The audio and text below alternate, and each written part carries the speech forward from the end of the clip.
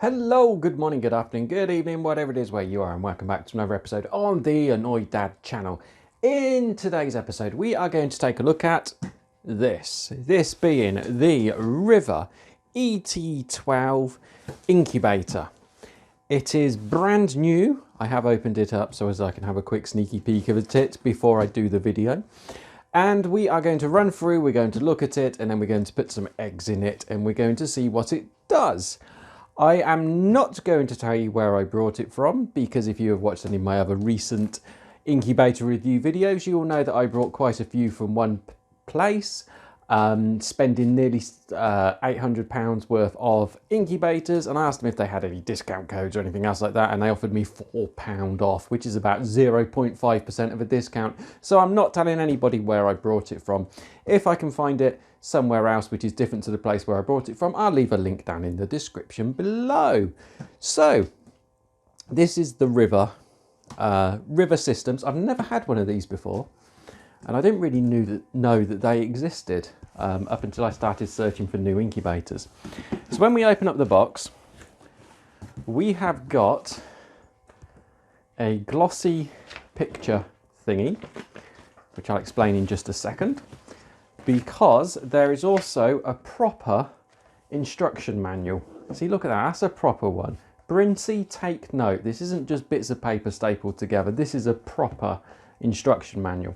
Now, I was having a read through this, and there isn't a huge amount in here because you're able to see all of the different languages are down the side, and each one of those marks there represents a language. So you're able to see that there are very, very few pages in there. But the one thing I do like about this, so if we open it up, it says to put your sticker there with all of your stuff in. It explains all about the incubator, how to use it, what to do and what you need to do. Where it's got all of the photo A and the photo B, that relates to photos that are in this glossy thing, because obviously that's in colour and this is printed in black and white, because I presume that saves on cost. But what this does is it explains your incubation process and what to do with your chicks. It tells you how to incubate eggs, and it's not that bad. There you go. Problems that might arise if you've got clear eggs, small air cell, many dead embryos. So there you go. It gives you lots of different things in there. I quite like that. That's quite good as instruction books go for the first timer, a person who doesn't really know what to do. Have a read of one of these. Very good. That gets the Annoyed Dad seal of approval. And obviously on here, you've got all of the other River incubators, and where it was referring to picture G, picture H, all of the pictures are in here. They're in colour, they're clear, it's easy to work out what each picture means and what it's saying. But it also explains about your eggs, different types of eggs, how to choose eggs. We have a video on how to choose eggs for incubation, and eggs not to choose. It also pulls apart the whole incubator, so as you're able to see all the individual parts, and it gives all of the code numbers if anything goes wrong and you need to order in a new part. It also gives their other products on the back, which quite a few places do. At the incubators we've opened, everything from Brincy's through down to the lower end of the market, those instructions are probably the best I've read so far. Will that carry through with the rest of the incubation and the rest of the incubator? I don't know. So we lift out this bit out of the box. It's in this bubble wrap envelope. It's obviously the top part.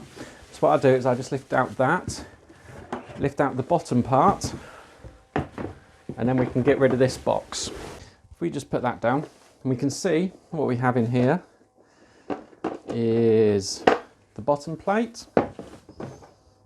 This is what you would place the eggs onto when they're going to hatch. We've got the egg cradle. Now I like these cradles because these cradles, they can either take a large egg in the middle and it will sit in the middle, or it can take 4 smaller eggs, so maybe quail, maybe pigeon, maybe something else. They can sit around the edge. So you're able to do 3 large eggs each row, So 3, 6, 9, 12, which is why it's called the ET12. Or if you've got smaller eggs, it's going to be 48. Now the top part already comes pre-wired. There isn't a lead for it. It's already plugged in, and it's already got the UK plug on there straight away. There's not very much you can really see in there. There's a fan in there, and I presume the heating element, and that's about it. On the back is this weird little bit. I'm not quite sure what that does or what that's for yet. And it just sits over the top. Now most of the other incubators that we use have a clear top, whereas this is very opaque, but it's got two little alien eyes on either side that you're actually able to see in through. As I previously explained, I have opened up the box and had a quick look at this prior to starting this video, just to make sure that I knew where everything was and what was going on. And in doing so, I must have lost or misplaced this little piece of metal. Now this is a highly important piece of metal that you need with this. I've just had to go digging through the box. It was actually underneath one of the flaps. What this does, because this is a semi-auto incubator, what they mean by the semi-auto is that it automatically controls the temperature, but it doesn't control the cradle or the rocking of the cradle. So with this little piece, all it does is it slides into the back, just in that hole there. You can see in that hole there, it goes through to the cradle, and you just slide it in through there. And then as you move it from side to side, you can move your eggs. So you might leave your eggs like that, and then maybe 4 hours later, you just flick it over to the other side. And then again, a few hours later, you just flick it back again. Easy. Because this is a semi-automatic one, it just controls the temperature. You then have to control the movement of the eggs. And it's great if you want to get involved and you want to do a few extra little bits and pieces. So that's at the back. At the front, you've got these two. Actually, if I angle you down a bit, let's angle you down a bit. There you go. So at the front, you've got these two little feet, it looks like. But if we pull the whole thing apart again,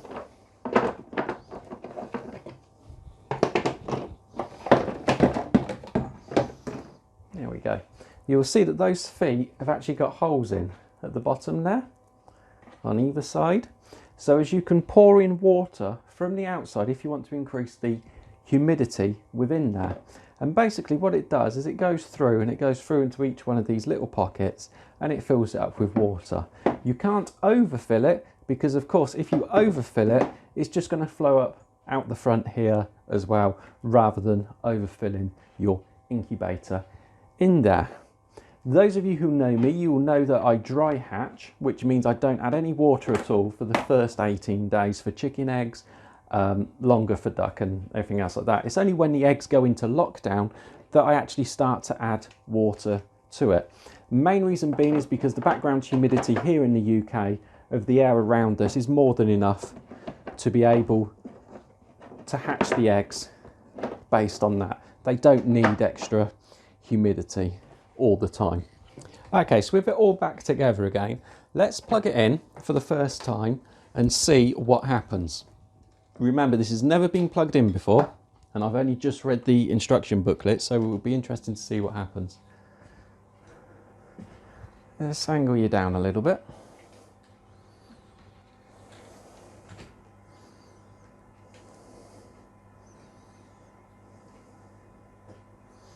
So what we've got there is we have got the power is on there. We're able to hear the sound of the fan whirling away in the background. And we've got the temperature, which has come up on the screen there. And you can see it's 21.6 C at the minute. I believe this one does it all in C. Now, if we press the plus button, you can see it's at 37.7. So we don't really want that. So we'll press the minus button and we'll get it down to 37.5. And we'll just give it a couple of seconds. And there you go. That's it. It's stored. So let's just double check that. Yep, 37.5 is what is stored. Whilst I like that for its ease of being able to do it, What I don't like is the fact that if you have small children or if you have inquisitive visitors, anybody can just basically just walk up to it and even by accident just tap or press, and it's going to knock your temperature down or it's going to knock your temperature up. With other incubators that we have looked at, there's always been more steps involved with having to either turn up or turn down, and then you're having to save and do other things and bits and pieces with the incubator to be able to get it to change the temperature. That is probably the easiest one I've ever seen. The temperature is the only option you've got there. That's all that you're able to do. You can't do anything else but change the temperature. It is really that simple. This is the easiest incubator I think I've seen in a long time. There's not a lot that you can do, there's not a lot that you can change, and as long as you follow the instructions and you've got a rough idea as to how to hatch eggs, this should be pretty much okay. So what we're going to do is we're going to leave it switched on for a few hours, and then we're going to load in some eggs, and we will then try to hatch those eggs. The eggs we're loading in are eggs that we are doing as the fertility check.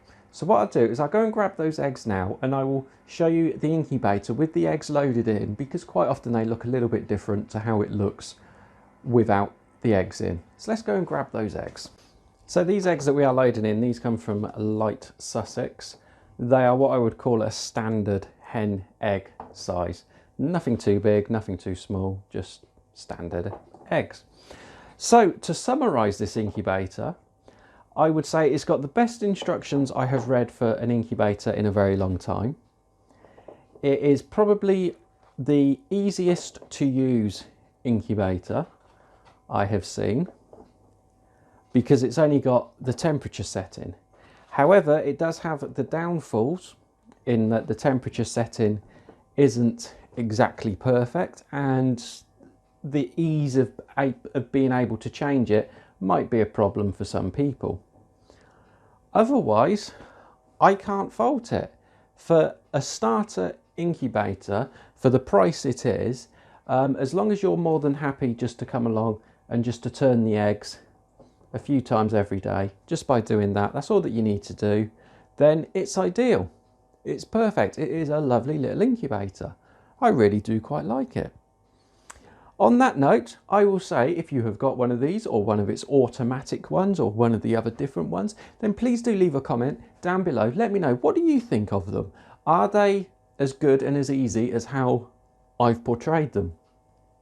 If you have not already done so, please do hit the subscribe button. We will be doing other things with incubators throughout the year, and every year we've always got more and more going on, and we're constantly doing stuff all the time. Thank you so much for watching. I hope you enjoyed this video, and until next time, bye bye.